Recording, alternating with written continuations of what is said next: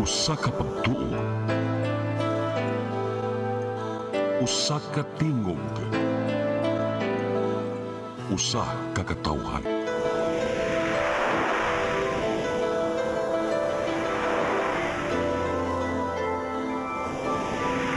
Cebu Catholic Television Network.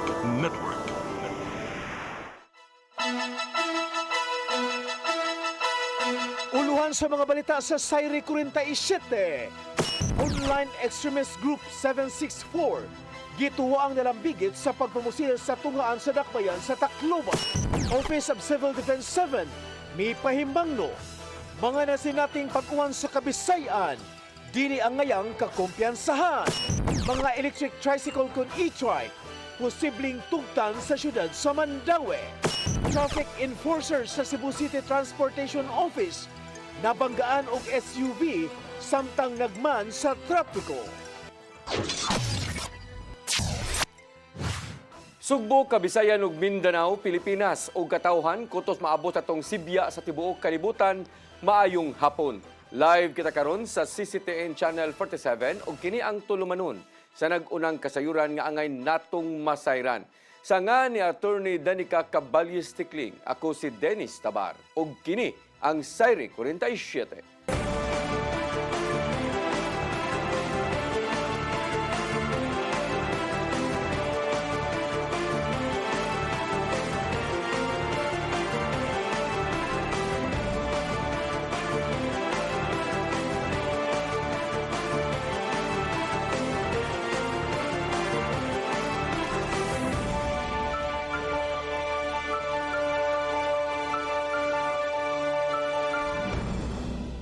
Og karon sa kumpletong detalye sa atong mga balita, usa ka online extremist group nga gitawag og 764 posibleng nalambigit sa nitabong pagpamusil sud sa tunghaan sa Tacloban City. Natribukar kini atol sa gihimong hearing sa Senado nga nagsusi sa maong nga kagubot. Ang kasayuran ihatod ni Mary Rose Sagarino. Gibutyag ni Senador Risa Hontiveros nga posibleng adunay kalambigitan ang online extremist group nga 764 sa nahitabong kagubot sa San Jose National High School sa Tacloban City. Giingong nangunay ang maong extremist group sa pagpasakop og mga bata aron maapil sa pornografiya o paghimo og kagubot. Suma pa ni Hontiveros nga usa ka matang sa national security threat didto sa Amerika ang grupong 764. Dugang pa niya nga gihimo ang recruitment pinaagi sa mga online games sama sa Roblox, Minecraft ug ang kontrobersyal nga Gorebox. The leaders of the group are pushing victims to create graphic pornography, to harm family pets, to cut themselves with sharp objects, or to even die by suicide. Ipatimaw sa hearing si Police Staff Sergeant Arla Ray Pasensya ang iyaan sa usa sa mga minor suspect sa pagpamusil. Gibutyag niya nga giguba sa iyang pag-umangkor ang plastic locker aron lang makuha ang 9mm pistol nga gitago ni anang panahuna. Giangko ni Pasensya nga kausa lang gikuyog ang pag-umangkon sud sa firing range. Yung standard po is yung safety vault, but it was in good faith, ma'am, that I believe it was safe at that time since I'm only the one staying in my own house. Human masayod sa panghitabo, gipanawagan sa inahan sa usa sa mga biktima nga kung mahimo ibutang sa laing pasilidad ang nangunay sa pagpamusil og dili sa bahay Pag-asa. Wala niya nauyunan ang kasamtangang mga lagda sa juvenile justice law dungan sa tumang pagbangutan. I agree po. Yung sinabi niya, pwede naman siyang makulong doon sa ibang pasilidad na pwede sa kanilang edad para din nila maramdaman yung sakit, yung parusa na karapat-dapat sa kanila eh. Pagbata yung makakasala, di ba, may disiplinahin, turuan ng maayos, turuan ng tama. Sabihin na yun, hindi yung tama yung ginagawa mo. Giawhag ni Hontiveros ang gobyerno nga hingusgan ang pakigbatok sa mga adult groomers aron kalikayang malambigit ang mga minor de edad sa bisan unsang krimen. Dungan sa iyang pagtataw nga wala siya nanawagan og ban sa tanang mga video games. Malinaw po sa akin, hindi games o gaming community ang kalaban. Tungkol ito sa mga panganib na pwedeng kaharapin ng mga bata habang naglalaro at nakikipag-usap online. Mary Rose Sagarino, CCTN News. Pipila ka mga sektor ang ayan nga manginlabot aron mapanalipdan ang mga pagpangatake sud sa mga tunghaan. Kini ang nakita sa Office of Civil Defense 7 human nga natagamtaman sa uban nga mga dapit ang susamang matang sa insidente. Ang kasayuran ihatod ni Gian Navarro. Human nakalitan sa mga pagpangatake sud sa eskwelahan sa nagkadaiyang bahin sa nasod. Nakita sa Office of Civil Defense ug sa ubang local disaster authorities ang kamaynungdanon sa pagpanginlabot sa nagkalain-laing sektor. Kini aron kalikayang masubli pa ang susamang insidente. Apil na ang nahitabong pagpamusil sud sa tunghaan dito sa Tacloban City. Nga karon nagpadayon ang subsub nga investigasyon. Mato di OCD7 Director Joel Mamon nga kinahanglang magbaton og focal person ang education sector nga manginlabot ilabi na sa disaster response. Samtang mas pakusgan pa sa lokal nga kagamhanan ang ilang contingency plans kung unsaon pagtubag sa higayong adunay krimen nga mahitabo sa classroom. Apil na ang pag-atiman ngadto sa mga apektado. Bawat hazard, typhoon, flooding, earthquake, o kaning human-induced, any human-induced anak. Then, kanisa naka-define mga courses of action tuwa dito kung saan himuon. O yun usabang OCD7 kung mangunay ang mga lokal nga kagamhanan o mga tunghaan sa pagpaygayon og active shooting drill. Kinahanglang masayod ang mga magtutudlo, tinun-an, apil ang mga ginikanan kung unsay angayong buhaton sa higayong nay mga pagpangataki sa sulod. Apan, kinahanglang magbaton og maayong template nga mamahimong sumbanan ngadto sa ubang institusyon. Nadaan ang atong sa security sector to respond on the active shooting kay dili man na siya pareha sa disaster na matuday ta dito, no? Kani live man ni. Yang punasab ni Dr. Najiel Banyasya sa Lapu-Lapu City DRRMO nga nabag-uhan sila sa nahitabo dito sa Tacloban City kapin semana ang nakalabay. Sumapa niya nga kinahanang planado na sa LGU o sa education sector ang saktong emergency response kung masubli man kini sa ilang dapit. Admittedly, wa pa tayo procedure ana on kanang kung say ang ngayon buhaton kung doon ay active shooter nga estudyante. I'm sure sa police doon na sila og mga active shooter or shooting incidents, no? Naana na sila yung procedure, pero kini different.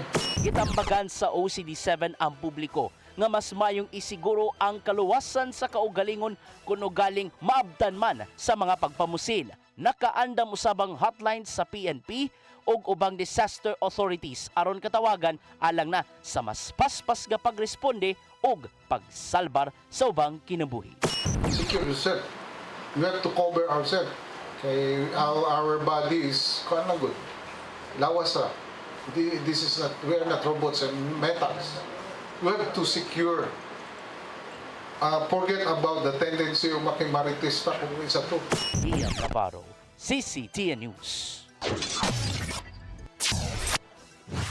Kapulisan sa Dakbayan sa Sugbo mohimo og simulation exercise sud sa usa ka dakong publikong tunghaan. Ilang sukdon kung unsa kaandam ang mga pulis tinun-an og magtutudlo mga school officials o ubang ahensya sa gobyerno pagtubag sama sa insidente sa pagpamusil sa Tacloban. Ang kasayuran ihatod ni Arnold Bustamante.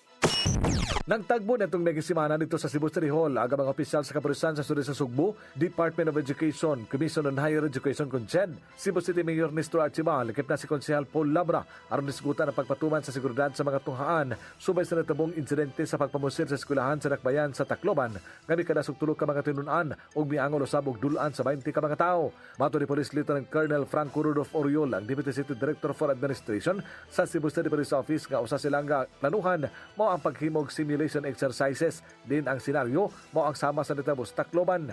Kini aron pagsusi kun unsa kaandam ang kapulisan, school officials magtutudlo ginikanan og labing mahinungdanon ang mga tinun-an kung adunay insidente sa pagpamusil sa sulod sa eskwelahan.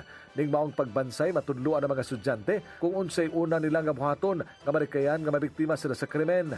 Masukod usab sa mga drill kung saan pagresponde sa mga pulis ang susamang sitwasyon dito sa Tacloban. Kay amog yung gihangyo nila na kinahanglan kini nga exercises dili lang ang police kundi apil po diri ang mga school officials, teachers, professors labing importante ang naagyod ang mga estudyante.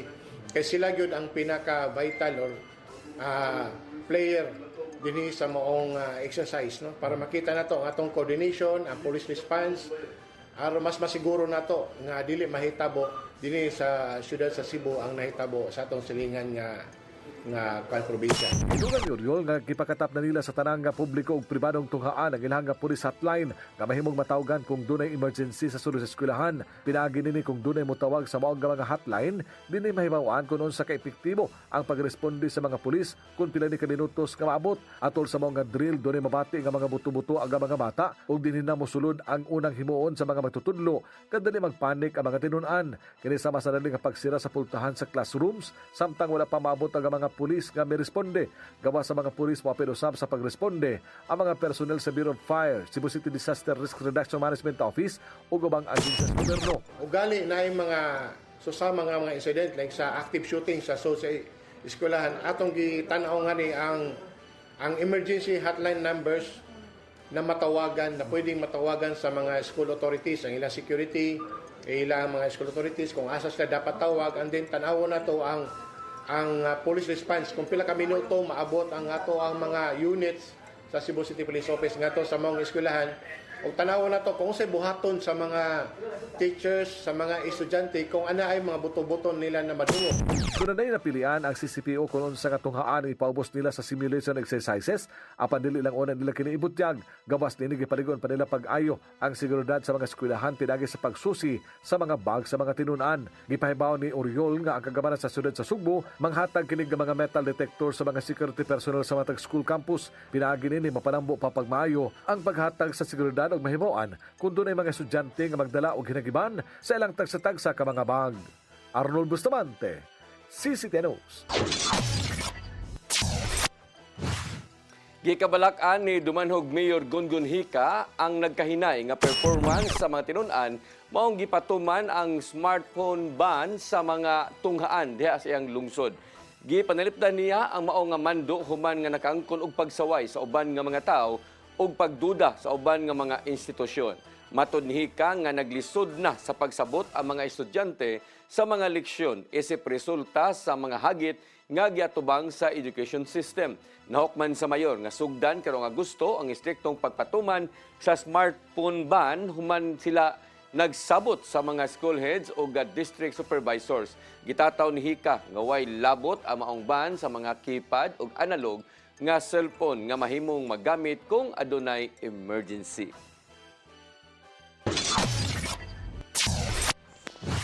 Mga nasinating pag-uwan sa Kabisayan dili angayang kumpiyansahan. Suma pa sa Office of Civil Defense kun OCD7.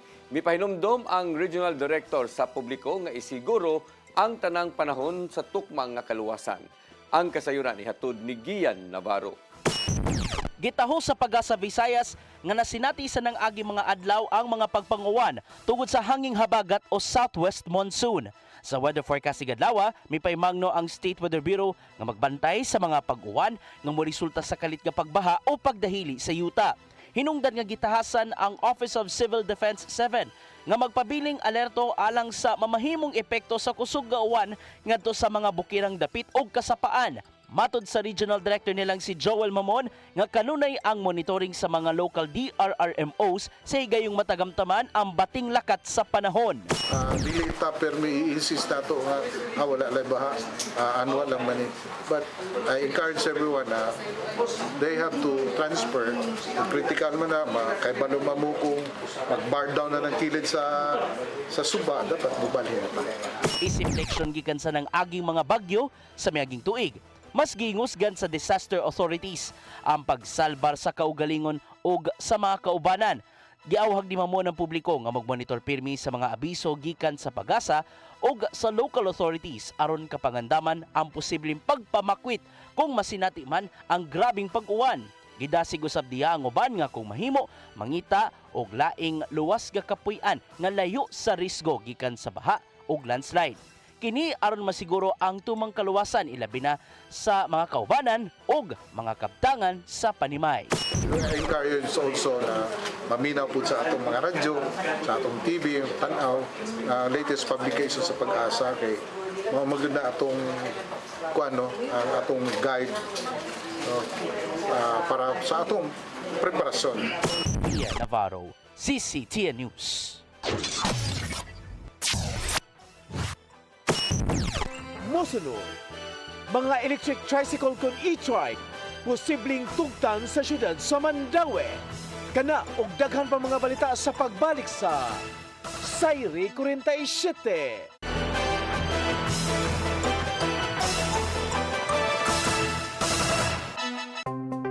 Discover the beauty of the Philippines.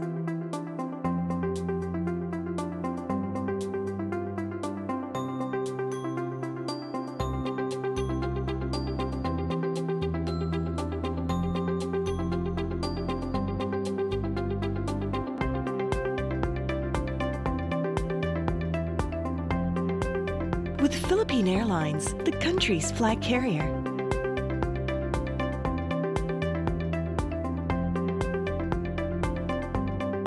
The airline that lets you feel the warmth of the nation.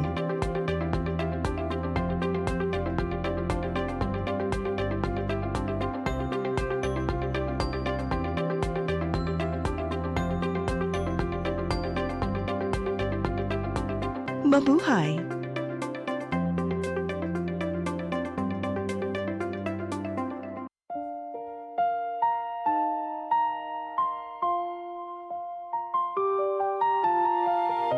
Gugma mo, paglaom ko. Usa ka misyon sa gugma ug paglaom alang sa ato ang mga igsoon.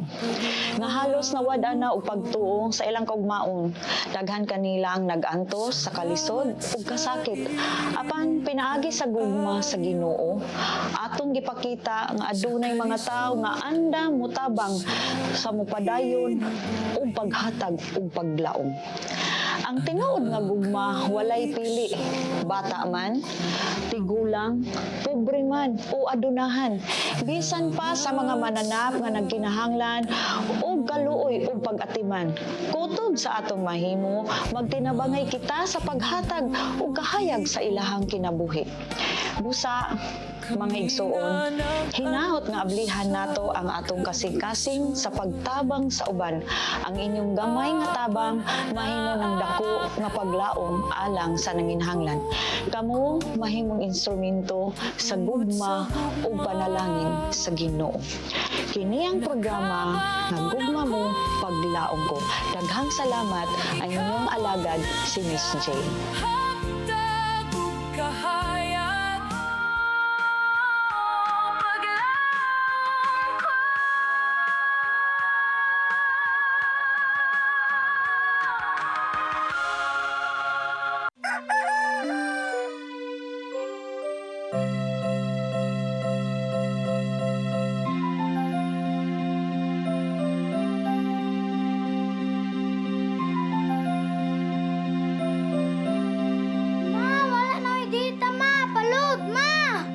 Sorry ma'am, na-late ko. Nangita pa mong gugo para internet sa kong anak ma'am. Ay, wala na yung problema. Pag-sinisibo! Sinisibo, sinisibo. For your internet connection And for the signal of your cable TV. so fast and straight, the transmission to your home. Sinisibo! Sinisibo, sinisibo. Offers you to have fiber optics. For your viewing experience, perfect and clear so far. So great and affordable for you to enjoy. Sinisibo. Cine Cebu Television Network Incorporated offers fiber to the home broadband internet bundled with fiber to the home cable TV connection. Cine Cebu Television Network Incorporated with its operation in Metro Cebu and the whole province of Cebu soon. And affordable for you to enjoy. Sinisibo!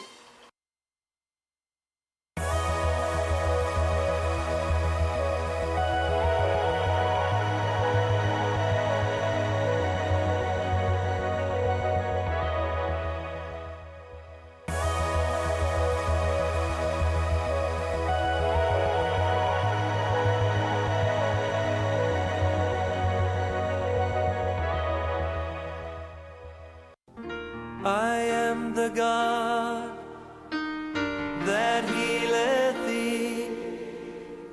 I am the Lord, your healer. I sent my word and healed your disease. I am the Lord, your healer. I am the God that healeth thee. I am the Lord, your healer.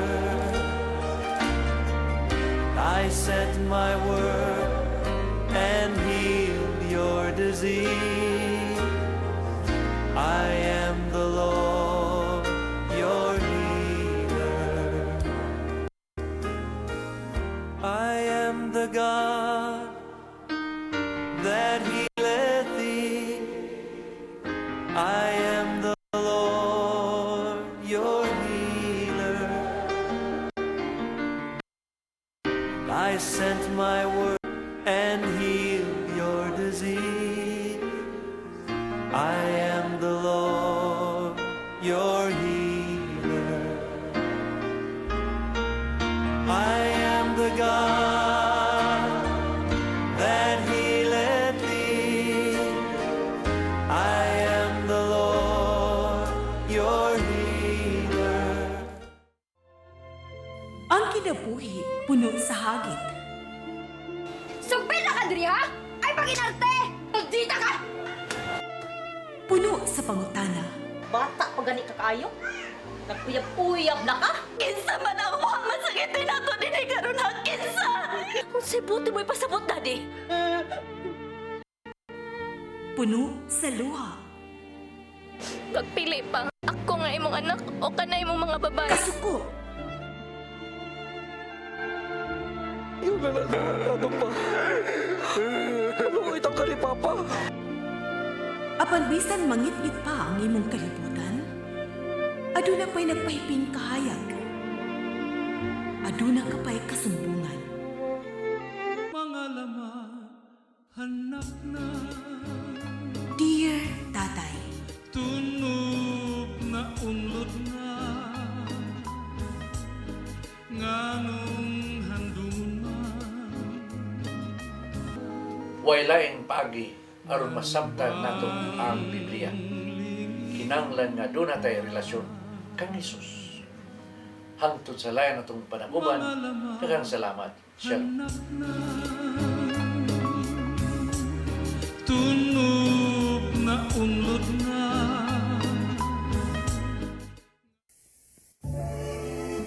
Ben Zubiri, kompositor, artista sa bantawan, pelikula o radyo. Mas nailhan sa ngang Iyo Carpo. Si Ben Zubiri ang misuwat sa way kamatayong awit Matod Nila.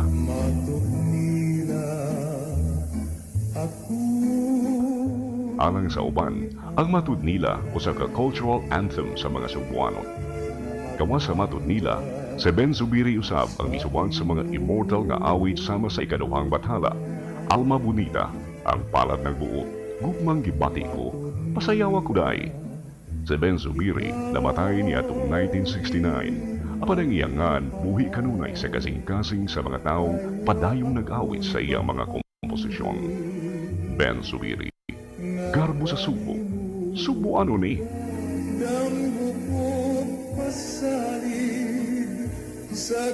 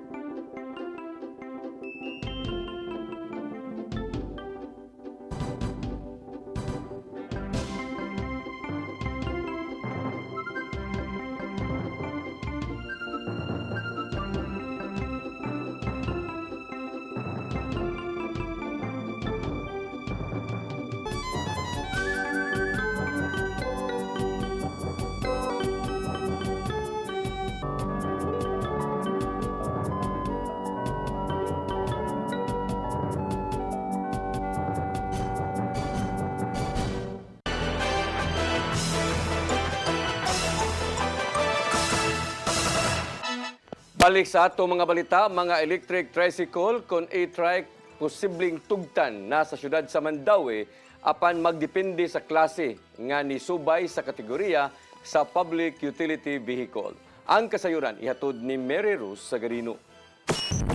Mahimo na unyang mobalhin ngadto sa electric tricycle ang mga operator o driver sa tricycle sa syudad sa Mandawi ubos sa gisugit nga ordinansahon nga magtugot sa operasyon o paghatag og prangkisa sa mga e-trikes. Tumong niini ang pagpalambo sa mas limpyo nga public transportation o pagpakunhod sa gasto sa operasyon itandi sa paggamit og gasolina.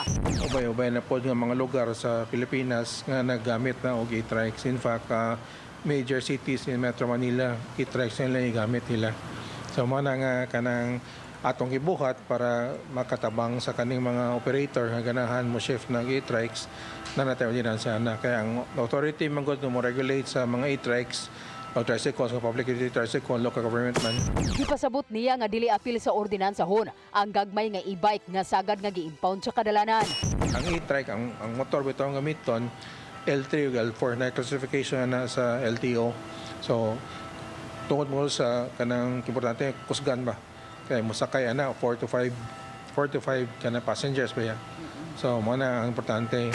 Ang mga operator o driver sa e-trike kinahanglang magparehistro o magkuha og prangkisa pinaagi sa Mandawi Tricycle Franchising Board o sa Traffic Enforcement Agency of Mandawi Kuntim sama sa kasamtangang proseso alang sa mga pampublikong tricycle.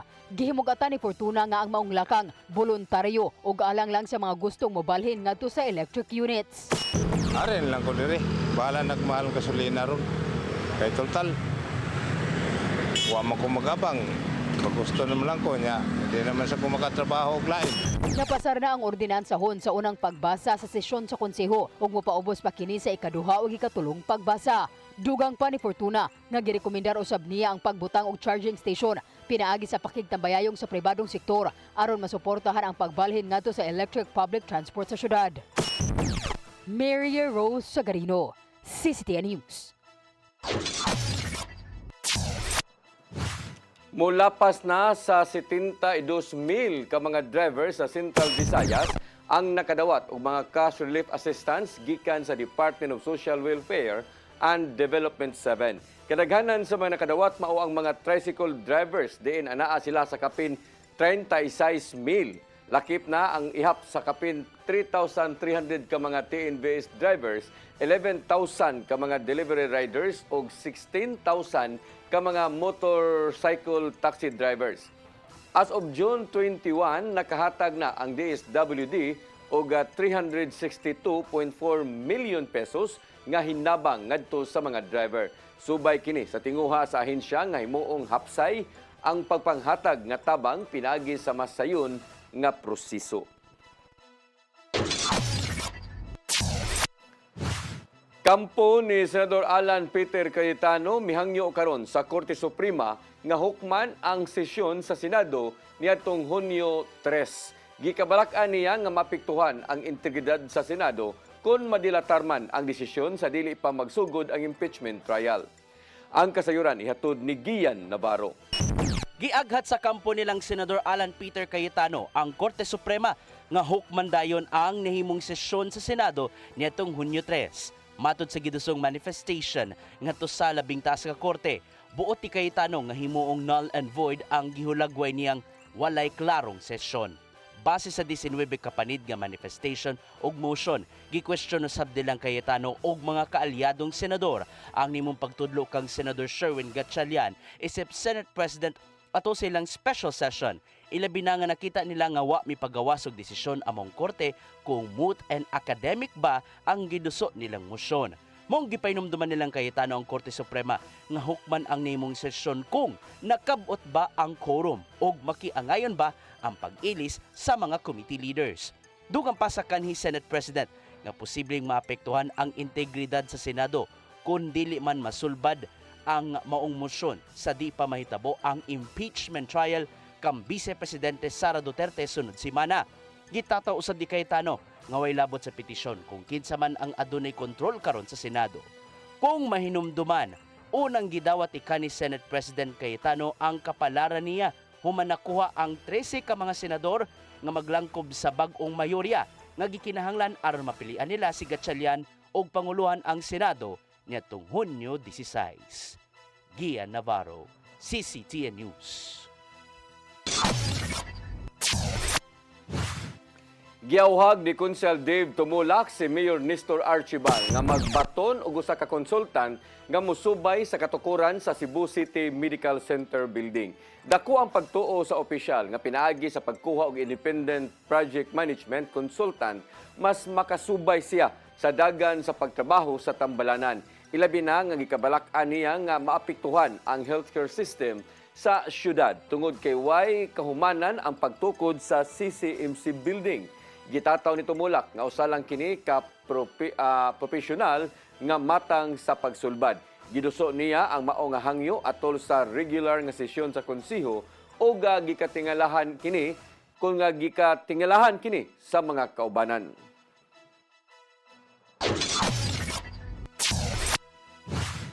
Nanawagan ang grupo sa mga business process outsourcing workers sa gobyerno nga tagdon ang 1,200 pesos nga daily minimum wage sa Central Visayas. Nakita sa BPO Industry Employees Network ko na Bien Cebu nga halos gikalimtan na lang ang mga BPO workers sa pagpahimos sa nahimong kalambuan sa sektor. Matod sa Pangulo nila nga si Kyle Enero nga nadilatar ang pagpasakas sa suhulan nila tungod sa hugot nga global competition og dako ang gastuhan sa operasyon. Gikabalak-an usab ni Bien Cebu ang mas gipalabi sa gobyerno ang mga kompanya inay ang mga nanabaho. Usa ka grupo sa mga BPO workers ang miduso og petisyon ngadto sa Regional Wage Board.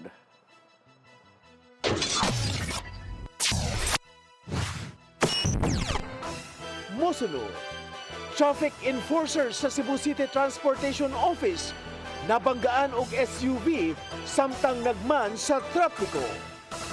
Kana og daghan pa mga balita sa pagbalik sa Sayri 47.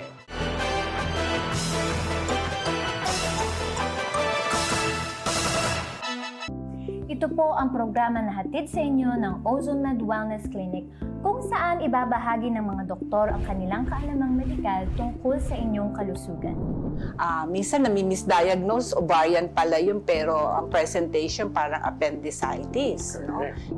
Sinasabing degenerative diseases, kadalasan ani iniisip ng mga tao no nga kaliwat ninyo ka na arthritis, kaliwat nga na ay rheuma, Dok. Pero unsa ba gyud ka big, unsa ba kalawak ang ibig sabihin nitong degenerative diseases, Dok? Yeah. So yung buong katawan, as we age, as we use it lagi, talagang dahan-dahan masisira yung mga cells, mga tissues, yung organs natin, dahan-dahan masisira yun siya. In our age today, it is very important that we have to really value yung aging process na to. Toxic na lang yung pinag-uusapan natin, but gaano ka-importante this time? Yung mga tao dapat sila educated about these changes ng global health. It is not the infectious disease that predominate. It is the non-communicable disease or chronic diseases. Sa New Start, we believe na ang pinakamalakas na patunay ng healing ay ang mga boses ng taong nakakaranas nito mismo.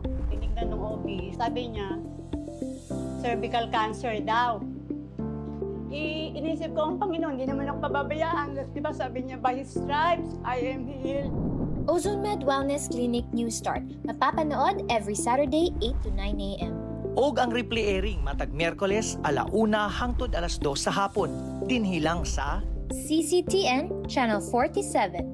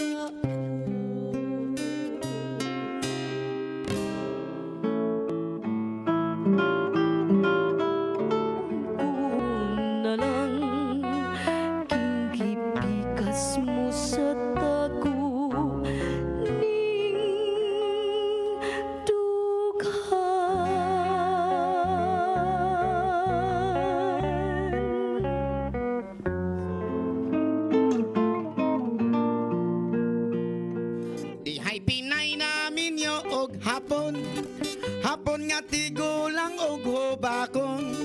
Sugot siya kay iya lang hokhokon. Og iya lang oto-otoon. Ay pas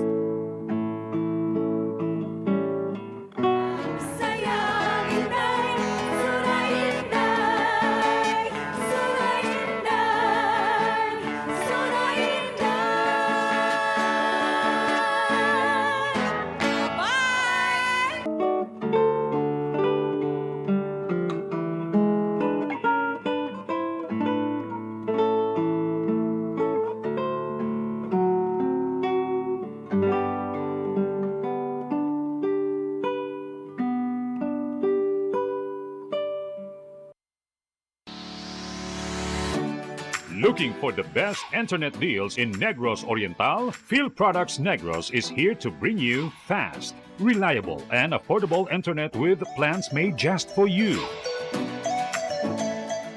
For as low as 899 pesos per month, enjoy speeds of 50 Mbps, perfect for streaming, working, or studying from home. Need more speed? No problem. Get 100 Mbps for just 1,199 pesos.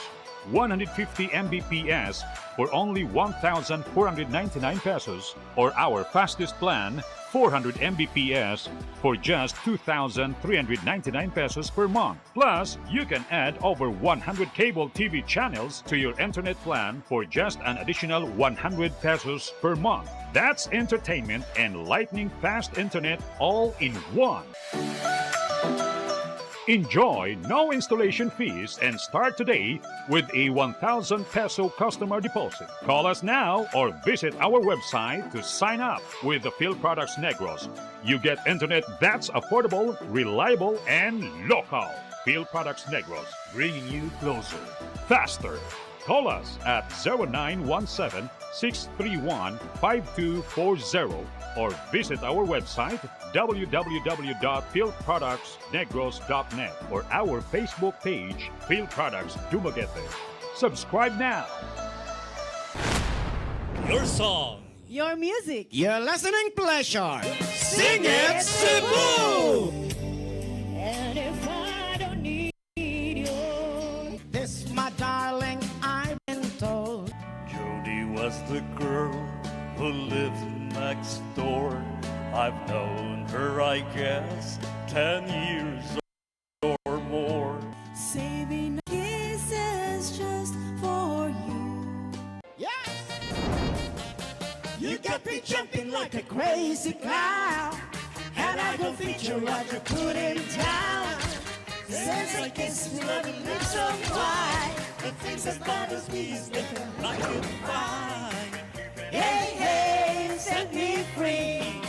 Stupid Cupid, stop picking on me.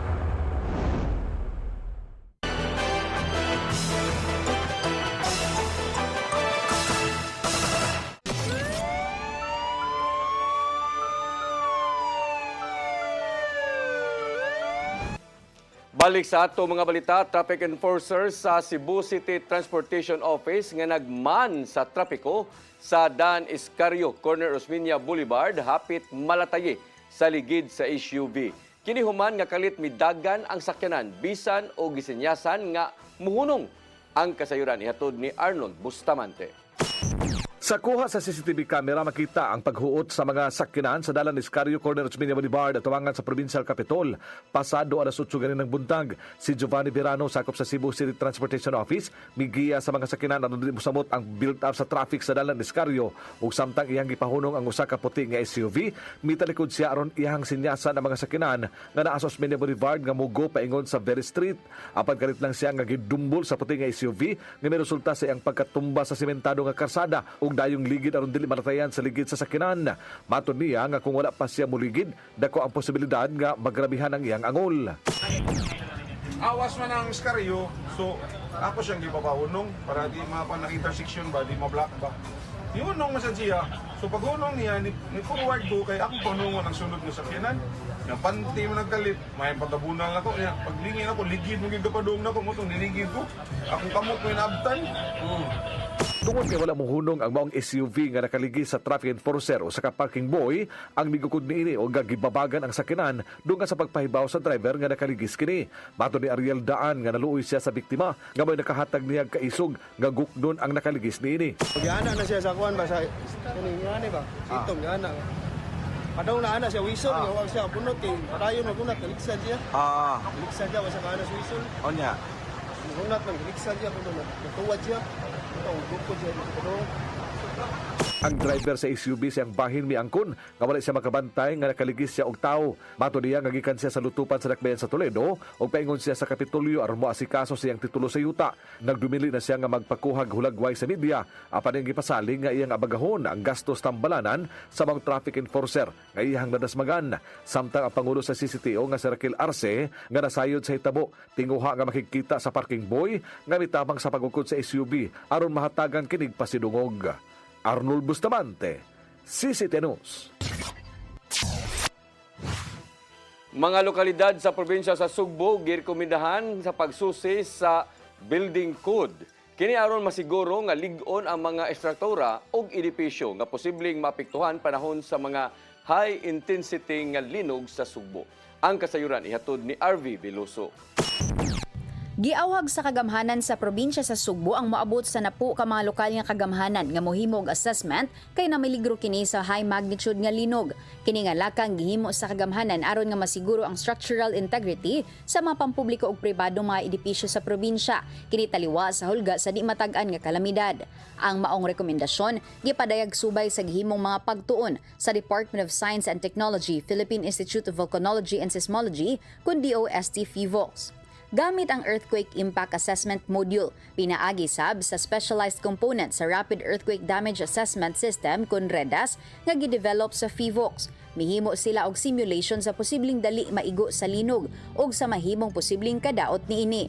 Matud ni Cebu Provincial Governor Pamela Brecuatro, dili mahimo ang paghata og igong tabang panahon sa kalamidad. Apan mas maayo nga mahimong andam pinaagi usab sa pagsiguro nga ugaling moigo ang linog. Lig-on ang mga edipisyo nga mahimo usang kapasilungan sa mga posibleng mabiktima.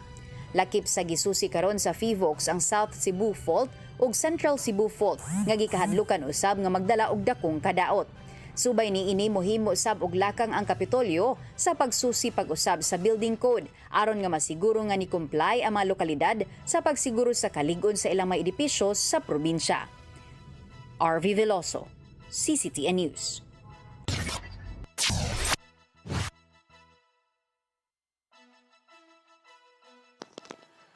Pagtaas sa financial assistance sa senior citizens sa syudad sa Mandawi, hingpit nang napasar. Aduna usay gamay nga kausaban sa schedule sa pagpanghatag. Ang kasayuran ihatod ni Mary Rose Sagarino. Hingpit nang naaprobahan sa konseho sa syudad sa Mandawi ang pagpataas sa financial assistance sa mga senior citizen. Tungod ni ini, karong Nobyembre moabot na sa 6,000 pesos ang ilang madawat gikan sa 5,000 pesos. Gipanghatag ang unang hugna nga 5,000 pesos ni adtong Abril. Alang sa sunod nga mga tuig, moabot na sa 12,000 pesos ang ilang madawat gikan sa 10,000 pesos matag tuig. But instead of December, in November na. So sayho na siya. So ang atong amendments ordinance ang 2 tranches is the month of June and the month of November. Aduna usab gamay nga kausaban sa schedule sa pagpanghatag. So next year, June 6,000, November 6,000. So this year, November 6,000 para makompleto ang 11,000 for this year. Ang pagpataas sa allowance tinguhang makatabang sa mga tiguang, ilabi na sa nagkataas nga presyo sa panaliton. Ang Mandawi adunay moabot sa 30,000 karehistradong senior citizens. Mary Rose Sagarino, CCTN News. Mao kadtong naglangkob sa atong mga balita sa Sayre 47. Sanga ni Attorney Danica Caballes Tikling. Ako si Dennis Tabar. Hangtod ugma dinhi gyapon sa inyong paboritong tulumanon, Sayre 47.